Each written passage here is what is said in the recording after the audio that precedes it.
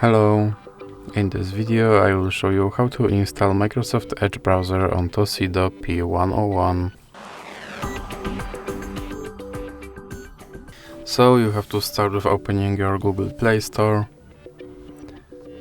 and now click on search bar, then type in Edge and click search. Now click install.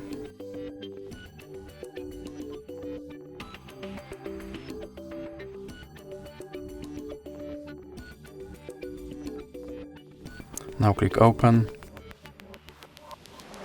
And now you can sign in to sync your account, or you can click sign in later.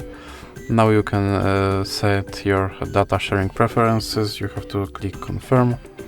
And now you can set your Microsoft Edge as your default browser, or you can click not now. And now your Microsoft Edge is ready to use. So that's it for this video. If you liked it, please remember to leave a like and subscribe.